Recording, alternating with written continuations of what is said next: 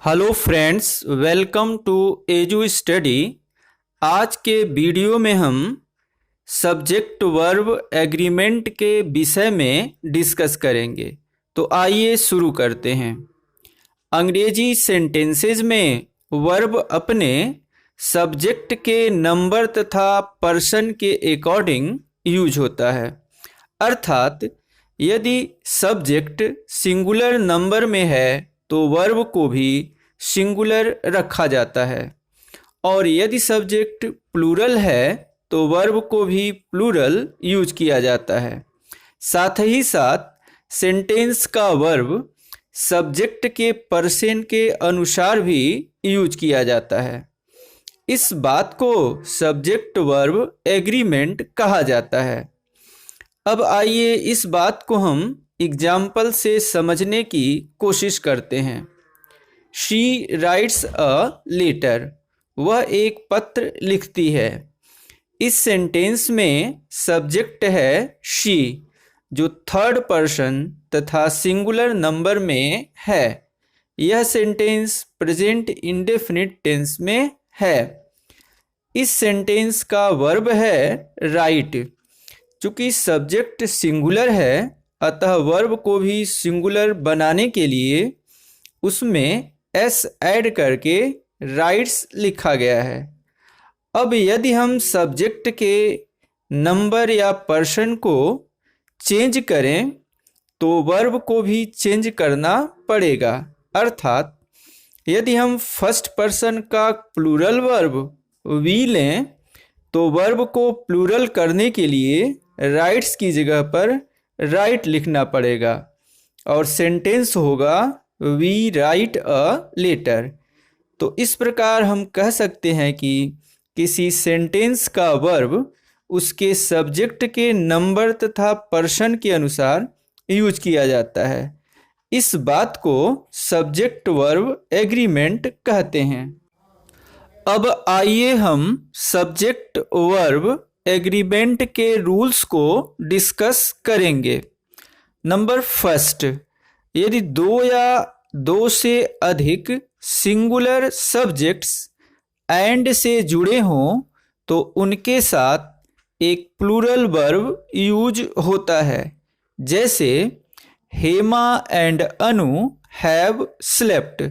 यहाँ दो singular subject Hema तथा अनु एंड से जुड़े हुए हैं, अतः इनके साथ प्लूरल वर्ब हैव का प्रयोग किया गया है।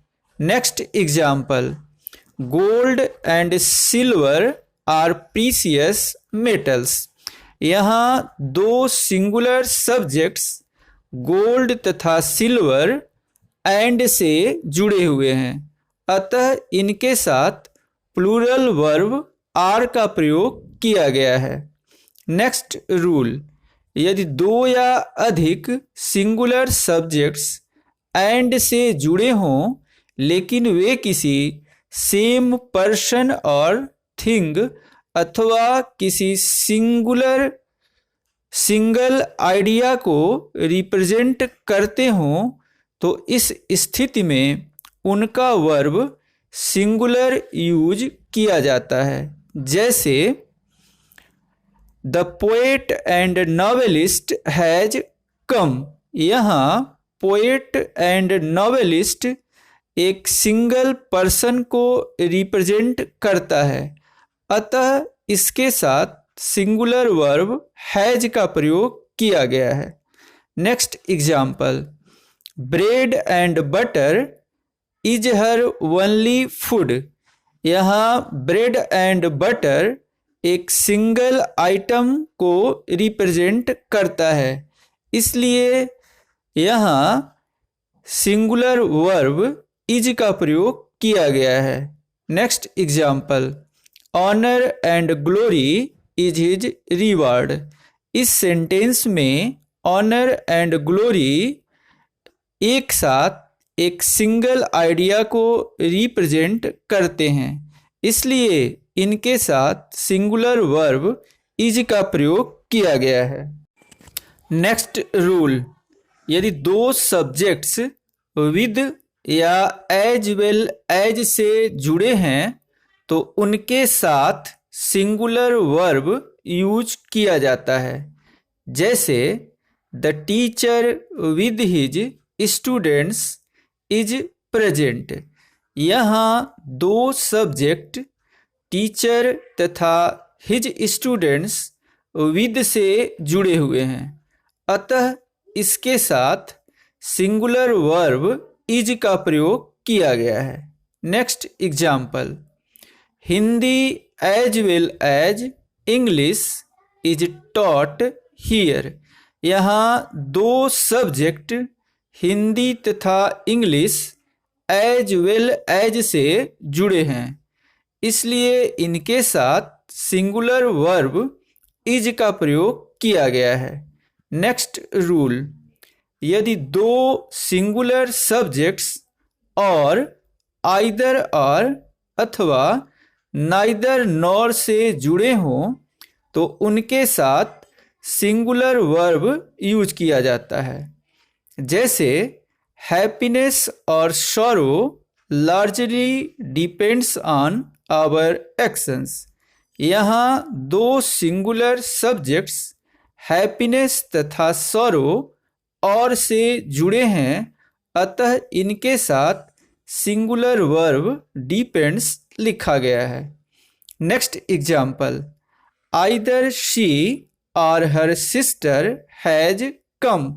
यहाँ दो सिंगुलर सब्जेक्ट्स सी तथा हर सिस्टर आइदर और से जुड़े हुए हैं, अतः इनके साथ सिंगुलर वर्ब हैज का प्रयोग किया गया है।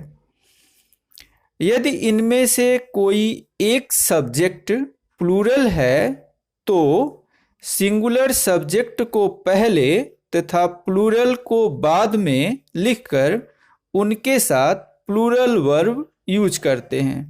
जैसे ही और his brothers have done this mistake. यहाँ हिज ब्रदर्स प्लूरल सब्जेक्ट है, अतः इसको बाद में लिखकर प्लूरल वर्ब हैव का प्रयोग किया गया है। नेक्स्ट रूल, यदि और आइदर और या नाइदर नॉर से जुड़े हुए सब्जेक्ट्स डिफरेंट पर्सन्स के हैं तो वर्ब अंतिम सब्जेक्ट के अनुसार यूज किया जाता है। जैसे यू और आई हैव टू गो।